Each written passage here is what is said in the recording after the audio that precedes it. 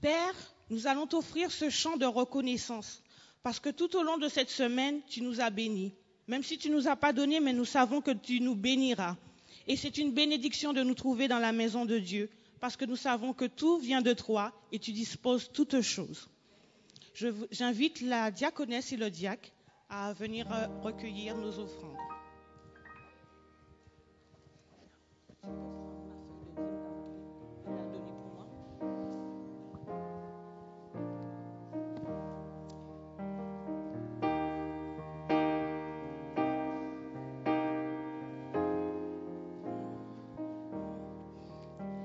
Toi qui disposes de toutes choses, il nous la donne chaque jour.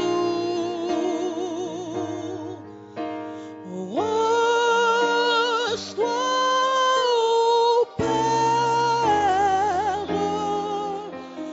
notre prière de reconnaissance et d'amour.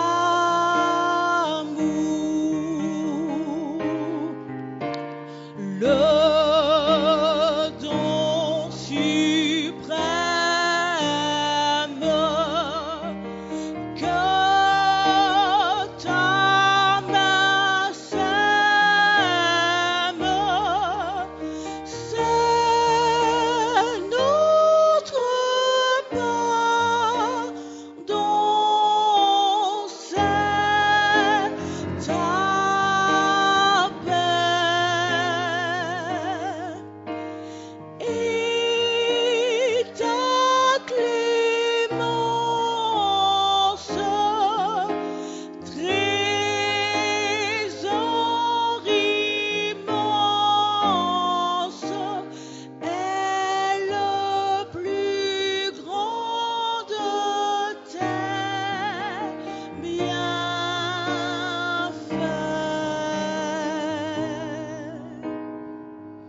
Je vous invite à vous tenir debout pour la lecture.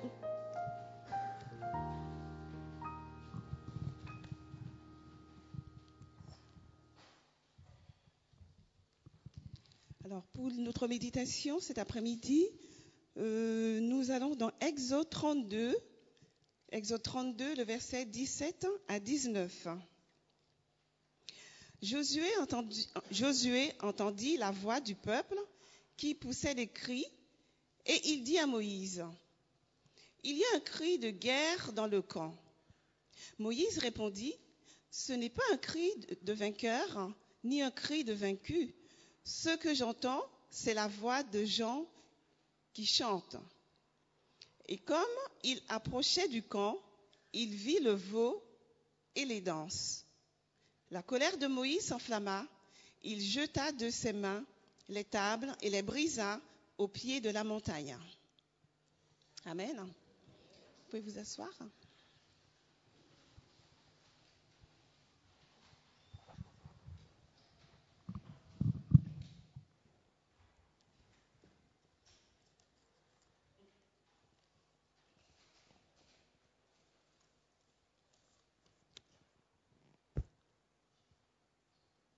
Je vous salue très fraternellement. Je crois que si ma mémoire est bonne, si elle ne me fait pas défaut, c'est la deuxième fois que je prêche à Stein. Mais la dernière fois, la salle était un petit peu plus remplie. Mon souhait, c'est que au culte de Stein, très prochainement, que la salle soit vraiment remplie comme un œuf. Et cela est possible par la grâce de Dieu. Comme ce matin, parce que j'étais là ce matin. Lorsqu'il y avait l'attaque sur les tours jumelles à New York, quelques jours après, les églises étaient remplies, bondées. Il n'y avait pas de place dans les églises, que ce soit adventistes, pentecôtistes, baptistes, catholiques, il n'y avait pas de place. Les gens attendent toujours qu'il y ait un événement de cette taille pour venir. À ce moment-là, ils reconnaissent qu'il y a un Dieu. Et c'était pareil, c'était le cas. J'étais en Haïti, quand il y avait le tremblement de terre, il n'y avait pas de place dans les églises. Les gens cherchaient Dieu à ce moment-là. Donc, est-ce qu'on attend que des événements extraordinaires se produisent pour qu'on vienne vers Dieu? En tout cas, très bientôt, je dirais très très bientôt, cela se fera parce que, vu les choses qui se passent, on dit qu'il y a des événements qui vont se produire. Et à ce moment-là, les gens vont chercher la présence de Dieu. Inclinons-nous pour prier. Notre Père Céleste, nous avons vraiment besoin de toi en ce moment. Car tu dis dans ta parole, vous sondez les Écritures, parce que vous pensez avoir en elles la vie éternelle. Et ce sont elles qui rendent témoignage de moi. Nous te prions d'être avec nous et de permettre que nos cœurs soient touchés en profondeur par la puissance de ta parole. Merci pour toutes choses. Gardez-nous en ta paix. Sois avec nous, que le Saint-Esprit nous oriente, nous guide et nous assiste. Nous te prions au nom de Jésus et pour ta gloire. Amen.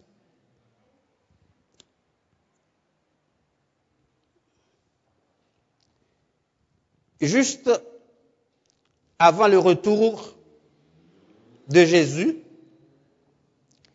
il y aura un peuple particulier, porteur de messages tout aussi particuliers.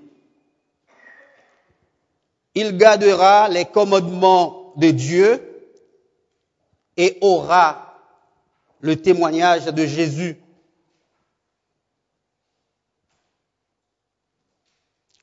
C'est dans le texte d'Apocalypse 19, verset 10. Et le texte définit comme étant le témoignage de Jésus comme étant l'esprit de prophétie.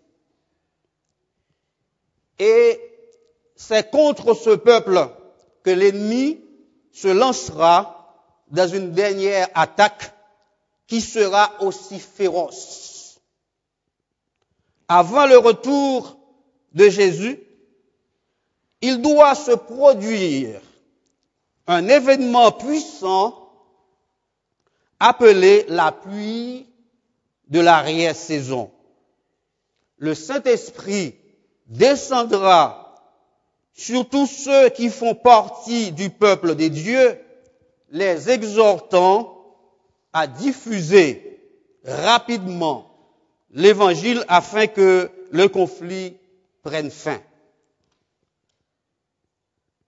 Il y aura au sein de son peuple un réveil de la piété primitive tel qu'on n'en a pas vu depuis les jours des apôtres.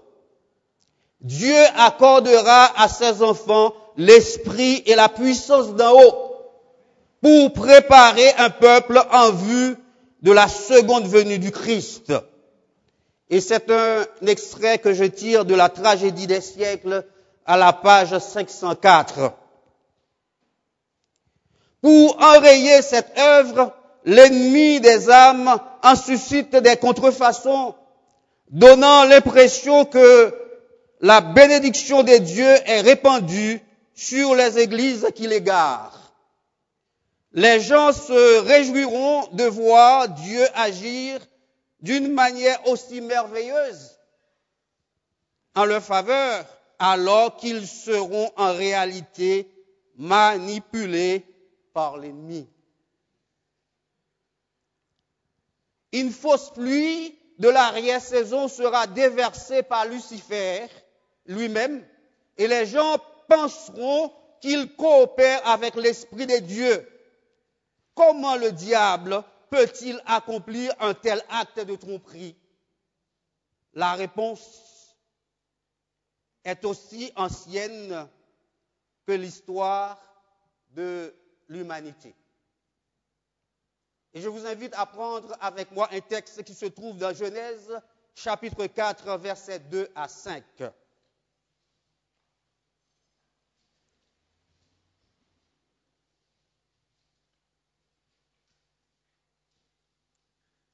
Genèse 4, versets 2 à 5.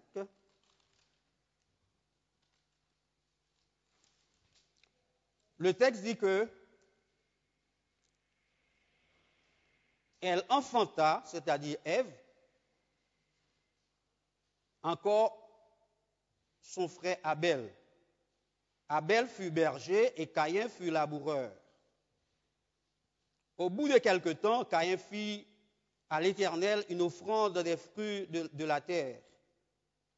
Et Abel, de son côté, en fit des premiers-nés de son troupeau et de leur graisse. L'Éternel porta un regard favorable sur Abel et sur son offrande, mais il ne porta pas un regard favorable sur Caïn et sur son offrande. Caïn fut très irrité et son visage fut abattu. Dans ce récit, l'histoire de Caïn et Abel introduit le premier meurtre. Avant la fin de cette triste journée, Caïn est sans doute allé ramasser une pierre de son autel froid et l'a probablement brisée sur le crâne de son frère. Mais il y a là un problème plus profond qui n'est pas souvent perçu dans les événements spectaculaires du crime de Caïn. Quelle a été sa première erreur? La réponse est quelque chose que nous pourrions à première vue considérer comme ayant peu d'importance. Celle-ci concerne le style de culte. Dieu avait exprimé clairement la manière dont il souhaitait recevoir l'adoration de son peuple. Seule une créature animale innocente et vivante pouvait illustrer comment les péchés devaient être transférés d'après le plan du salut. Mais cependant, Caïn a choisi de corriger la liturgie avec un argument intéressant.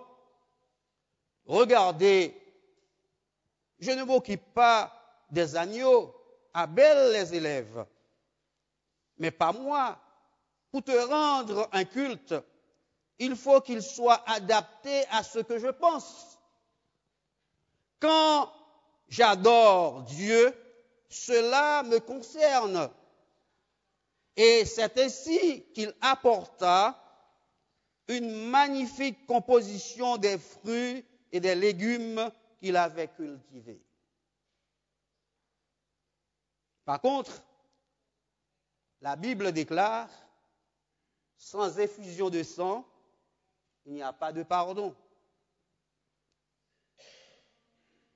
Ne nous y trompons pas. Caïn avait bien l'intention de rendre un culte. Il n'était pas indifférent à l'égard des dieux. Il voulait simplement accomplir les choses selon sa propre volonté. Mais dans une telle démarche, il perdait de vue le symbolisme qui orientait vers Jésus. Et l'erreur fondamentale sous-jacente était le type de culte. à travers toute l'histoire biblique, ce problème a été un écueil qui a entraîné le naufrage des plus intelligents et des meilleurs. En fait, cela s'est passé à une grande échelle au pied du mont Sinaï.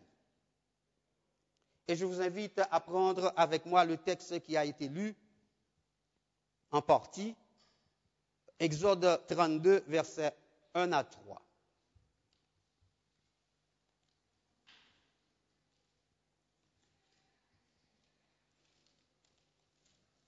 Exode chapitre 32, versets 1 à 3.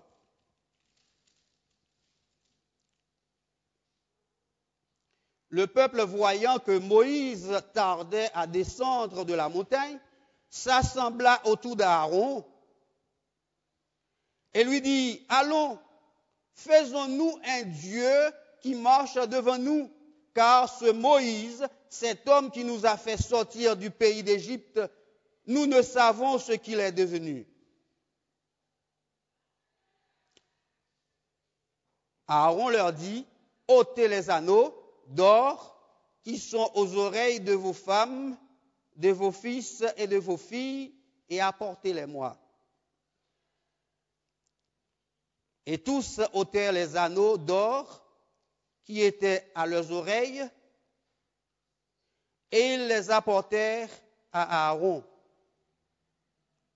Verset 4. Il les reçut de leurs mains, jeta l'or dans un moule et fit un veau en fonte. Et il dit, Israël, voici ton Dieu qui t'a fait sortir du pays d'Égypte.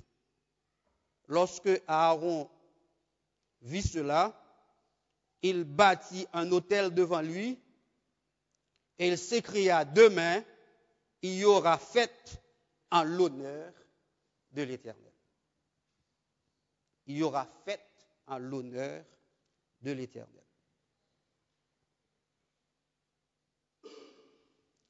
Pourtant, le peuple voyait Moïse tarder et il optait pour une autre solution. Aaron leur dit, ôtez les anneaux d'or qui sont aux oreilles de vos femmes, de vos fils, de vos filles, et apportez-les-moi. Et il le faisait ainsi. Et cela se passait seulement quelques jours après avoir entendu la voix des dieux au Sinaï, que le peuple d'Israël était au bord de l'apostasie. Et le problème provenait une fois de plus du style d'adoration. Comment nous en rendons-nous compte? Parce que Aaron fit fondre le veau d'or, construisit un autel et annonça un service religieux. Aaron s'écria, demain, il y aura fête en l'honneur de qui? De l'Éternel. Culte en l'honneur de l'Éternel.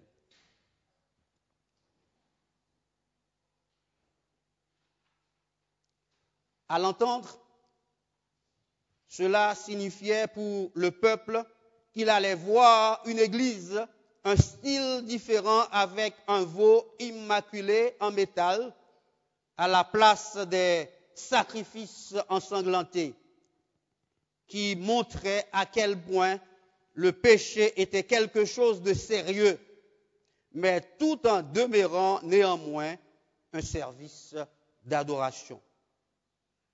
Et cette idée semble avoir eu un succès instantané. Qui était Aaron? Aaron n'était pas n'importe qui. Par ordre hiérarchique, Aaron était le second après Moïse. Aaron détenait une grande autorité. Il était le second après Moïse. Une crise comme celle que traversait en ce moment-là Israël exigeait un homme ferme, décidé, animé d'un indomptable courage. Il fallait un homme qui plaçât l'honneur des dieux au-dessus de la faveur populaire, de sa sécurité personnelle et de sa vie elle-même. Mais celui qui était à ce moment-là à la tête d'Israël ne possédait pas cette trempe. Aaron gourmanda, c'est-à-dire réprimanda faiblement la multitude, et sa timide irrésolution à ce moment critique ne fit que rendre la foule plus obstinée. La tumulte se transforma en émeute. Seul un petit groupe de gens resta fidèle au vrai Dieu. La grande majorité versa aveuglement dans l'apostasie. Quelque chose de ce genre nous menace aujourd'hui en tant que peuple de Dieu. Quelque chose de ce genre suspend sur nos têtes comme une épée de Damoclès. Dans la crise qui vise le peuple de Dieu, Israël de la fin des temps, l'Église adventiste, la grande majorité se détournerait de l'Éternel des armées. Seul un petit nombre restera fidèle. Et si vous voulez le croire, en guise de note, vous pouvez noter Sophonie, chapitre 3, versets 11 à 13. L'histoire se répète, comme dit Salomon dans Ecclésiaste, chapitre 1er, verset 9. Il dit qu'il n'y a rien de nouveau sous le soleil. Ce qui a été sera, et ce qui se faisait se fera. Hélène White dit dans Éducation à la page 48, si je ne me trompe pas, elle dit que ce dont le monde a le plus besoin, c'est d'hommes. Non pas des hommes qu'on achète et qui se vendent, mais d'hommes profondément loyaux et intègres, des hommes qui ne craignent pas d'appeler le péché par son nom, des hommes dont la conscience soit aussi fidèle à son devoir que la boussole l'est au pôle, des hommes qui défendraient la justice et la vérité, même si l'univers s'écroulait. Aaron ne fit pas partie de cette catégorie d'hommes. Et qu'en est-il pour nous aujourd'hui? Est-ce que nous faisons partie de cette catégorie d'hommes? Est-ce que nous faisons partie de ces hommes-là? Revenons dans Exode, chapitre 32.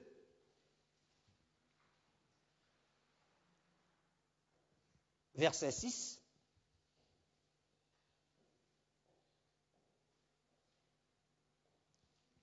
Vous voyez, là, dans ce passage, il s'agit de l'adoration, pas autre chose, c'est l'adoration. Parce qu'au verset 6, il dit que le lendemain, ils se levèrent de bon matin et ils offrirent des holocaustes et des sacrifices d'action de grâce. Le peuple s'assit pour manger et pour boire, puis ils se levaient pour se divertir. En effet, c'était tellement la fête que les bruits qu'on entendait depuis les flancs de la montagne du Sinaï ressemblaient presque à celui d'une bataille. C'est à ce moment-là que Moïse et Josué sont descendus de la montagne, ayant consacré du temps au Tout-Puissant sur son sommet couvert des nuées. Et c'est Josué, le général de l'armée et aussi le soldat, qui a entendu le bruit alarmant. Il a eu l'impression que le peuple des dieux subissait une attaque. Et il avait raison. Il était effectivement attaqué, mais pas des ennemis venant de l'extérieur. Cette attaque surgissait de l'intérieur. Josué entendit la voix du peuple qui poussait des cris, et il dit à Moïse, il y a un bruit de bataille dans le camp, verset 17, un bruit de bataille dans le camp. Mais Moïse devinait mieux ce qui se passait. Il répondit, ce n'est ni un cri de vainqueur, ni un cri de vaincu. Ce que j'entends, Moïse, homme qui était proche des dieux, qui a l'esprit de discernement, il dit, ce que j'entends, c'est la voix des gens qui chantent. Ça veut dire que les cantiques, les chansons, la musique s'associent très souvent, pour ne pas dire toujours, avec l'adoration. Je suis originaire d'un pays où les gens pratiquent le vaudou. Et très souvent, quand on veut faire interpeller des esprits, c'est avec la musique. C'est avec la musique. Et quand les esprits ne viennent pas, eh bien, on chante de plus en plus. Ils ont leur façon de faire les choses. Hein? Et quand la musique atteint l'apogée à ce moment-là, l'esprit vient. Il faut faire très attention avec la musique. Il ne s'agit pas d'un combat, Josué, dit Moïse. Pas du tout comme tu le supposes. Ils sont tout simplement en train de chanter. Réfléchissons à cette question. Un chant religieux peut-il devenir seulement un simple bruit? Est-ce qu'un chant religieux peut simplement venir un simple bruit?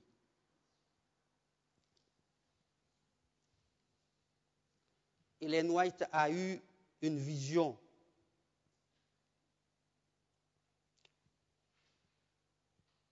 Je vais vous lire un extrait. Elle dit que les choses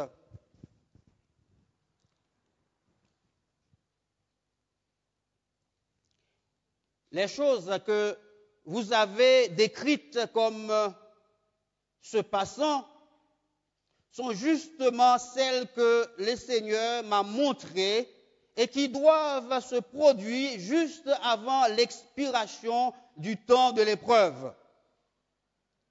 Toutes sortes de choses étranges seront commises.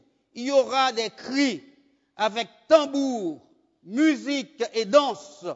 Des êtres raisonnables en auront les sens.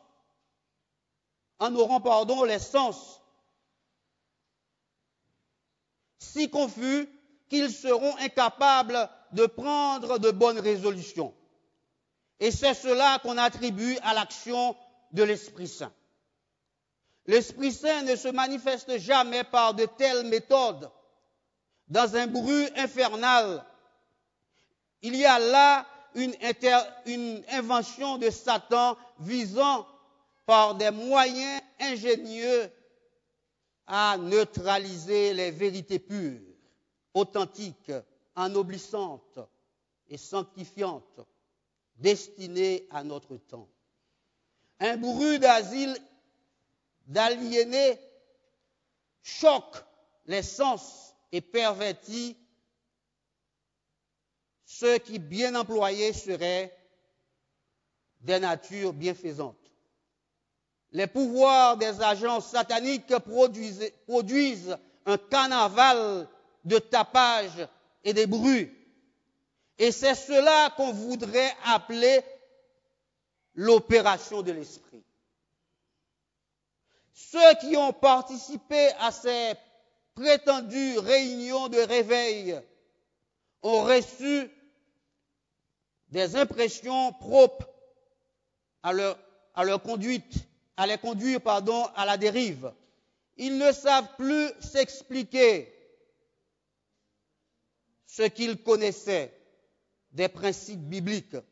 Aucun encouragement ne devrait être donné à de tels cultes. Une influence toute semblable s'est fait sentir après l'expiration du temps de 1844. Les mêmes exhibitions ont eu lieu. Des hommes excités s'imaginaient être mus par une puissance qu'ils croyaient être celle de Dieu. Cela, elle fait allusion vers 1844 à l'arrivée du pentecôtiste charismatique. C'était à cette époque-là. Des hommes et des femmes, soi-disant guidés par l'esprit, célébraient des réunions de la nudité. Ils parlaient de la chair sanctifiée. Ils disaient qu'il était hors de la portée de la tentation. Et ils chantaient, criaient et faisaient toutes sortes de manifestations bruyantes. Satan donnait forme à l'œuvre et le résultat était la sensualité. La cause de Dieu fut déshonorée. La vérité sacrée fut jetée dans la poussière par les êtres humains. Je donnais mon témoignage déclarant que ces manifestations fanatiques, ce bruit, cette agitation étaient inspirées par l'esprit de Satan qui accomplissait des miracles pour séduire, si c'était possible, même les élus.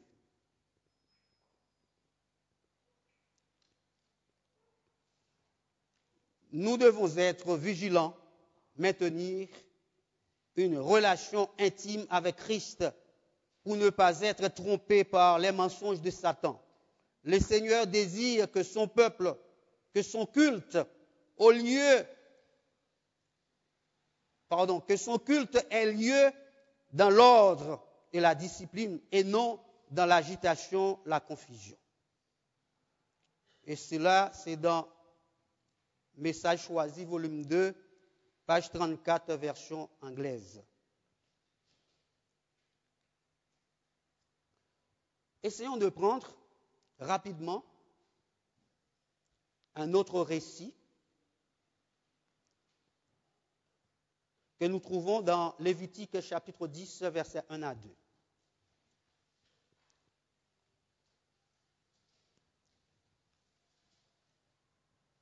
Voilà un autre type d'adoration. C'est encore l'adoration.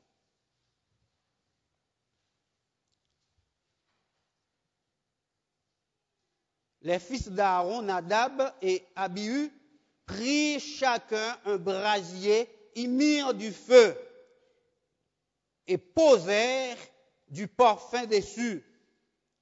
Ils apportèrent devant l'Éternel du feu étranger, ce qu'il ne leur avait point ordonné. Verset 2. Alors le feu sortit de devant l'Éternel et les consuma. Ils moururent devant l'Éternel.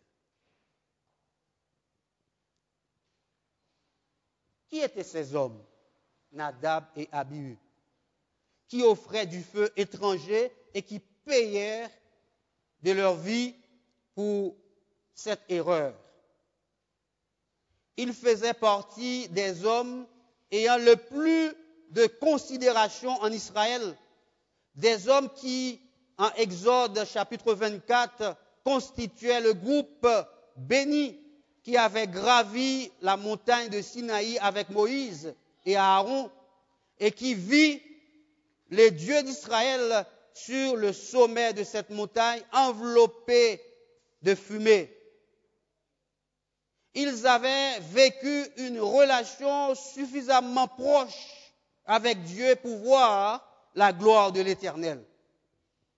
Celle-ci étant comme un sol pavé de saphir transparent dont la couleur bleue de saphir représente la loi.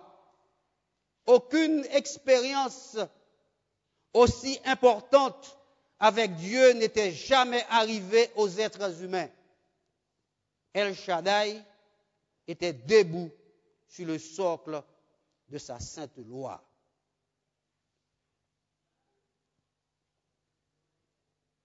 Mais peu de temps après, ils sont morts.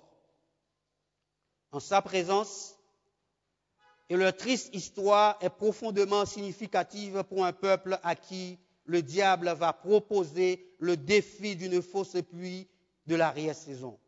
L'erreur que Nadab et Abihu ont commise a été d'apporter du feu étranger devant le Seigneur. Étranger parce qu'il avait été allumé par des êtres humains au lieu des dieux lui-même. Pourquoi ce geste a-t-il été aussi mortel? Tout simplement parce que le feu est un symbole du Saint-Esprit selon l'Écriture.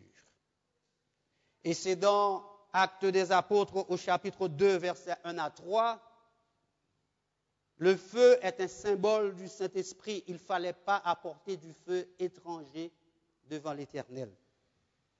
Et dans Actes, lors de la Pentecôte, lors de la descente de la puissance du Saint-Esprit à la Pentecôte, on dit que le jour de la Pentecôte, ils étaient tous ensemble dans le même lieu. Des langues semblables à des langues de feu leur apparurent, séparées les unes des autres, et se posèrent sur chacun d'eux. Quand le Saint-Esprit s'est répandu dans la première église chrétienne, sa présence s'est manifestée par le feu. Et lorsque Nadab et Abihu ont offert du feu étranger lors du service d'adoration,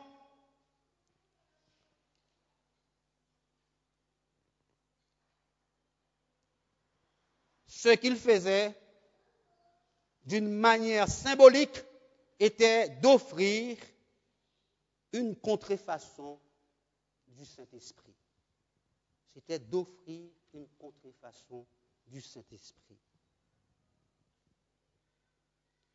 Et comment Dieu a-t-il réagi? Alors le feu sortit, verset 2 de Lévitique 10. Alors le feu sortit de devant l'Éternel et les consuma. Ils moururent devant l'Éternel. Il ne faut pas jouer avec ça. Quelle profonde leçon pouvons-nous en retirer? Ne jamais essayer de créer une contrefaçon du Saint-Esprit. Et lorsque vous adorez Dieu particulièrement, quand vous êtes guidé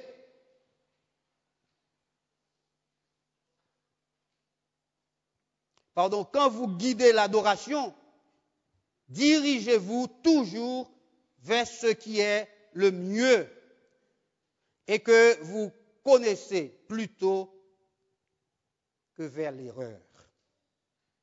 Dieu l'a expliqué très clairement dans Lévitique 10, verset 10. Prenons le verset 10, Lévitique. Qu'est-il dit dans Lévitique chapitre 10, verset 10? Il dit, Dieu l'a expliqué, Lévitique 10, il dit, afin que vous puissiez distinguer ce qui est saint de ce qui est profane, ce qui est impur de ce qui est pur. Quand nous adorons Dieu, nous avons intérêt à bien connaître ce qui est saint, de même que ce qui ne l'est pas particulièrement. Si l'on est un dirigeant spirituel, un feu étranger, une contrefaçon du Saint-Esprit, y a-t-il le danger qu'au fur et à mesure que l'Église de Dieu s'approche de la terre promise, en cette fin des temps, nous soyons de nouveau affrontés au risque d'un feu étranger sur l'autel? On va terminer en prenant deux textes que nous allons lire rapidement pour terminer. Tournons nos Bibles dans Apocalypse, chapitre 13.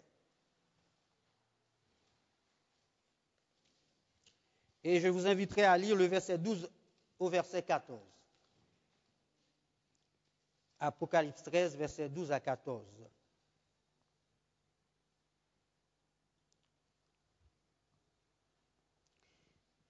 Elle exerçait, c'est-à-dire que cette bête-là qui monte de la terre, parce qu'au début, on montre une bête qui monte de la terre. Il dit, elle exerçait toute l'autorité de la première bête en sa présence. Et elle faisait que la terre et ses habitants adoraient la première bête dont la blessure mortelle avait été guérie. Elle opérait de grands prodiges, même jusqu'à faire descendre du feu du ciel sur la terre. Fait, symbole, Saint-Esprit, mais pas la vraie, la fausse, à la vue des hommes. Et verset 14 dit, et elle séduisait les habitants de la terre par des prodiges qui lui étaient donnés d'opérer en présence de la bête, disant aux habitants de la terre de faire une image à la bête qui avait la blessure de l'épée et qui vivait. C'est l'adoration. L'adoration. Au verset 3 à 4, pour terminer, le même chapitre d'Apocalypse 13, verset 3 à 4. Vous savez, dans ce chapitre d'Apocalypse, on nous présente deux bêtes. Il y en a une qui monte de la mer, et il y a une autre qui monte de la terre. Et c'est la bête qui monte de la terre qui va obliger les habitants de la terre à adorer la première bête. Alors que Dieu seul a droit à l'adoration, n'est-ce pas? Même un jour, Jean voulait se prosterner devant l'archange Gabriel. Il a dit, garde-toi de le faire. Je ne suis que ton compagnon de service. Mais les disciples, avant l'ascension de Jésus, le texte dit qu'ils se prosternèrent et l'adoraient. Mais Jésus n'avait pas refusé l'adoration parce qu'il est Dieu. Dieu seul a droit à l'adoration. Mais la deuxième bête va exiger tous les habitants de la terre à adorer la première bête. Et comme je disais au verset 3 d'Apocalypse 13, 3 à 4, et je vis l'une de ses têtes comme blessée à mort, mais sa blessure mortelle fut guérie, et toute la terre était dans l'admiration derrière la bête.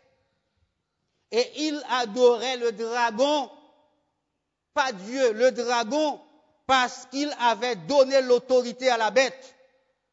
Et il adorait la bête en disant qui est semblable à la bête et qui peut combattre contre elle.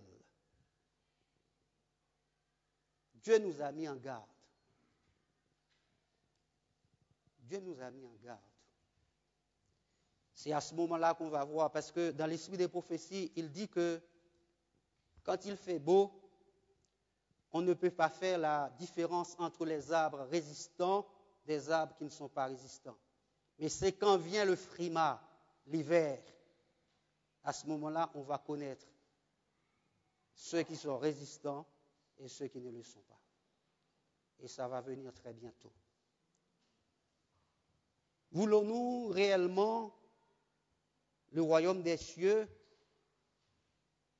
et nous préparons-nous réellement à y aller? Que Dieu vous bénisse.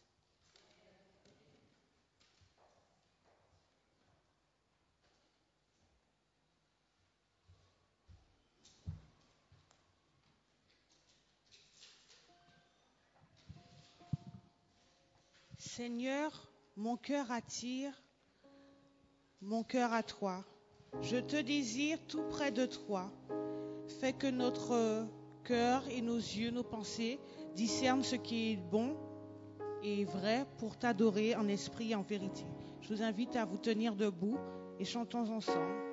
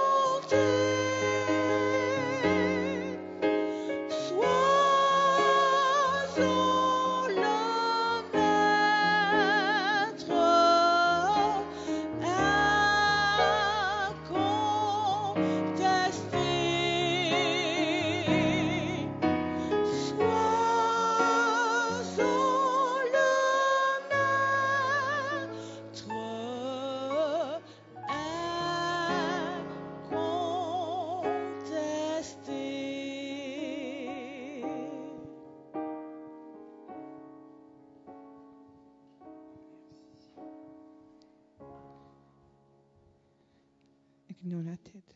Tendre Père Céleste, sois apaisant envers nous, Seigneur, car nous avons péché de votre face. Permets, mon Dieu, que nous soyons des feux de ta maison, Seigneur. Permets, mon Dieu, avec le temps qui est à l'approche rapidement, Seigneur, que nous soyons des vaillants héros, comme à l'instar de Moïse, Seigneur, et de Josué, et que nous puissions nous tenir fermes devant ta face, Seigneur mon Dieu. Permets, mon Dieu, que nous soyons attirés vers toi, Seigneur, que nous puissions avoir notre volonté qui se courbe devant ta face, Seigneur. Et quand le moment viendra, que nous soyons forts, Seigneur, Que nous soyons ton Église belle comme la lune, Seigneur, et forte pour proclamer au monde, Seigneur, que tu es sauveur. Reprends-nous dans nos demeures respectives, Seigneur mon Dieu, permets que nous puissions finir ce sabbat en ta compagnie, Seigneur. Ce sont les grâces que nous te demandons, non pas qu'on les mérite, mais au nom de Jésus, que nous te demandons toutes ces grâces et pour ta gloire. Amen.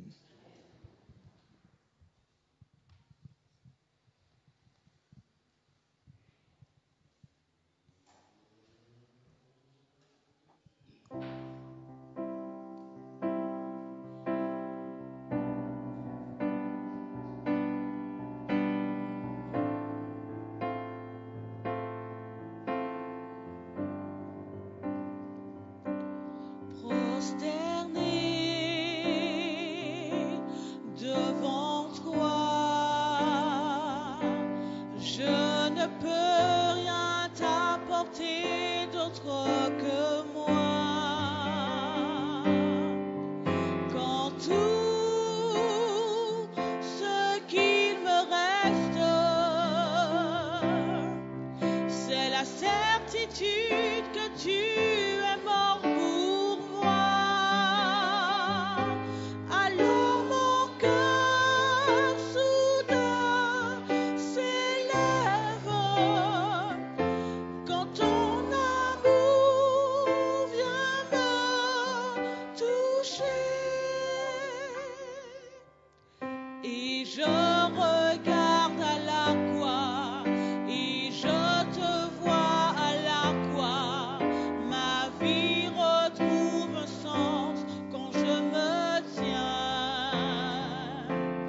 à genoux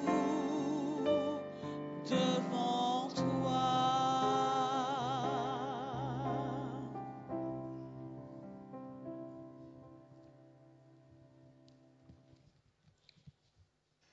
Recevons la bénédiction du Seigneur. Que le Dieu de paix, qui a ramené d'entre les morts le grand pasteur des brebis par le sang d'une alliance éternelle, notre Seigneur Jésus-Christ, vous rende capable de toutes bonnes œuvres pour l'accomplissement de sa volonté et fasse en vous ce qui lui est agréable, par Jésus-Christ, auquel soit la gloire au siècle des siècles. Amen. Allons en paix.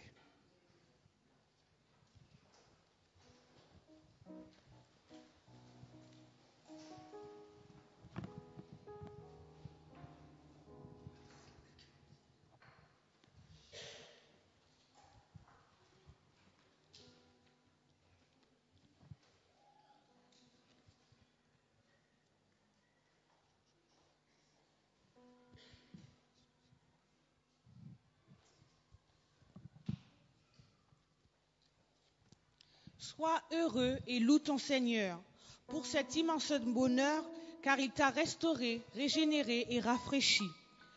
Fais-le connaître à tous et en tout lieu en cette semaine, que le nom de Jésus soit glorifié.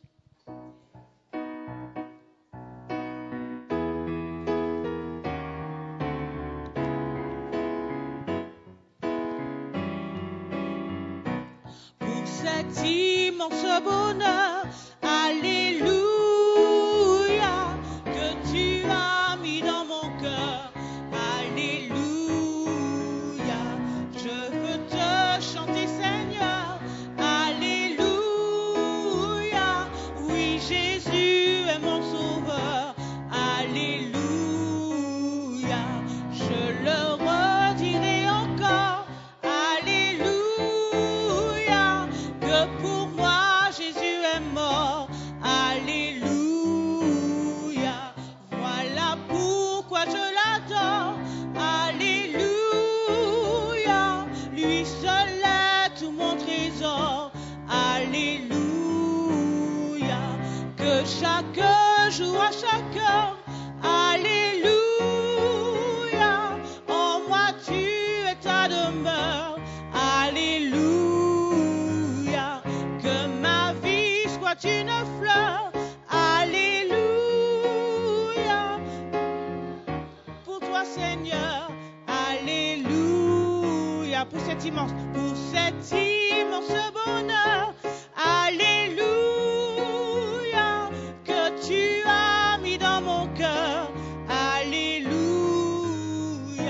je veux te chanter, Seigneur. Alléluia, oui, Jésus est mon sauveur. Alléluia, je le redirai encore. Alléluia, que pour moi Jésus est mort. Alléluia, voilà pourquoi je l'adore. Alléluia, lui seul est tout mon trésor. Alléluia,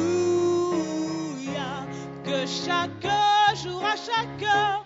Alléluia, en moi tu es ta demeure. Alléluia,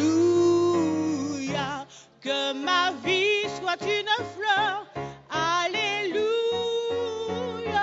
un parfum pour toi, Seigneur. Alléluia.